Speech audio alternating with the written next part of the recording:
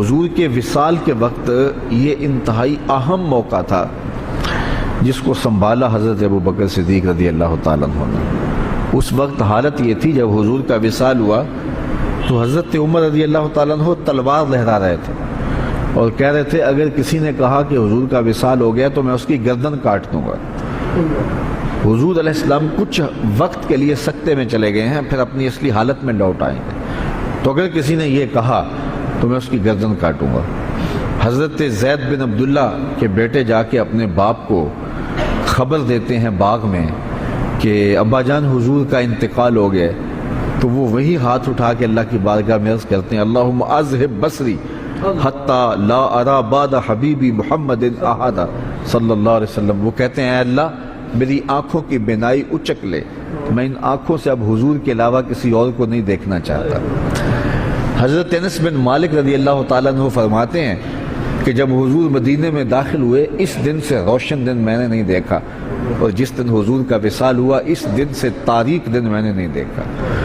بلال حبشی شہر مدینہ چھوڑ گئے کہ اب ان گلیوں میں حضور نظر نہیں آتے تو شہر میں رہ کے اب کیا کرنا ہے۔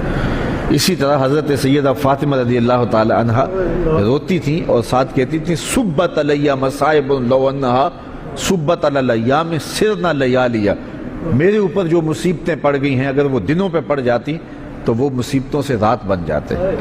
وہ غضبہ نامی اونٹنی جو حضور کی سواری تھی، اس اونٹنی سے حضور کا ہجر برداشت نہ ہوا، وہ حضرت سیدہ فاطمہ زہرا کی دہلیز پر سر رکھ کر کے روتی رہتی تھی اور باقاعدہ اس حال میں اس نے انتقال کیا۔ وہ داراز گوش جس پہ حضور سواری کیا کرتے تھے جسے یافور کہتے تھے، وہ ایک اندھے کنویں میں چھلانگ لگا کے اپنی جان سے ہاتھ دھو بیٹھا، جب حضور چلے گئے تو ہم نے جی کے کیا لینا ہے۔ ایک عجیب رنگ تھا کائنات کا۔ اب اس حالت کے اندر کہ صحابہ کے اوپر ایک سکتہ طاری ہے، حضرت عمر تلوار لیے کھڑے ہیں، اور ان حالات میں جو منافق تھے انہوں نے کھیل کھیلا، اور وہ کھیل کیا تھا، بڑا باریک چال تھی ان کی۔ انہوں نے کہنا شروع کر دیا واہ جی واہ، حضور کے موجود ہونے سے کیا رنگ تھا، کیا بہاریں تھیں، کیا نمازیں تھیں، کیا روزے تھے، کیا جہاد تھا۔ اب کس نے نماز پڑھنی ہے، اب کس نے روزہ رکھنا ہے، اب کس نے زکوٰۃ دینی ہے، اب کس نے حج کرنا ہے، اب کس نے اپنے مال کو پیش کرنا ہے۔ یہ تو ساری بہاریں ان کے دم سے تھیں، تو جب حضور وصال کر گئے ہیں تو اب کس نے یہ نیکی کے کام کرنے ہیں، اب پھر وہی قتل و غارت ہوگی، پھر وہی سب کچھ ہوگا۔ تو اس طرح سے انہوں نے یہ بات پھیلانی شروع کر دی۔ اب مجھے بتاؤ کہ یہ کتنا نازک موقع تھا، اور حالات صحابہ کے یہ تھے کہ ان سے سنبھلا نہیں جا رہا تھا۔ عین اس موقع پر امت کو جس شخص نے سنبھالا اس شخص کا نام ابوبکر صدیق رضی اللہ تعالیٰ عنہ۔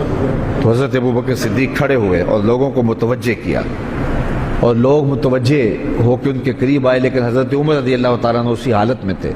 لیکن جب آپ نے لوگوں کو قریب کیا تو وہ بھی آ گئے، تو آپ نے لوگوں سے مخاطب ہو کر کہا لوگوں مجھے ایک بات بتاؤ کہ تم کس کی عبادت کرتے ہو؟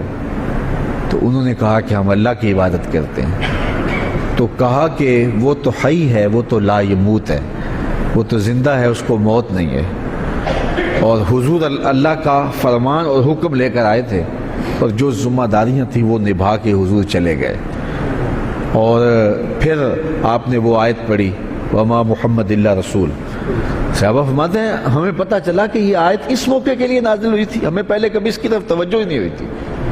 اور پھر فرمایا کیا جس دین کے لیے رسول اللہ نے اپنی ساری زندگی لگا دی، حضور نے اپنی ساری جوانی لگا دی، حضور نے ایک ایک لمحہ جس دین کے لیے صرف کر دیا، کیا حضور کے وصال کرنے کے بعد تم اس دین کو چھوڑ دو گے؟ صحابہ نے کہا کیوں چھوڑیں گے، ہم تو کھڑے ہوں گے اس دین کے لیے۔ تو کہا پھر حضور چلے گئے اور تمہارے کندھوں پہ یہ ذمہ داری ڈال گئے ہیں، اب اٹھو اور اس دین کا جھنڈا لے کے پوری دنیا کے اوپر نکلو۔ اور اس جملے نے امت کو کھڑا کر دیا۔ تو اس وقت منافقین جو چال چل رہے تھے اور اسلام کے خلاف جو باریک چال چل رہے تھے، اگر حضرت صدیق اکبر رضی اللہ تعالیٰ عنہ بھی اس وقت اسی حالت میں چلے جاتے جس حالت کے اندر باقی لوگ صدمے سے نڈھال تھے، تو مجھے بتاؤ کہ کون سنبھالا دیتا اور کون جو ہے وہ اس وقت امت کو سنبھالتا۔ تو حضرت ابوبکر صدیق رضی اللہ تعالیٰ عنہ نے اس موقع پر امت کو سنبھالا۔ دوسری بات یہ ہوئی کہ امت تقسیم ہونے لگی تھی، یہ بات طے ہونے لگی کہ انصار سے خلیفہ ہوگا اور ایک مہاجرین سے ہوگا۔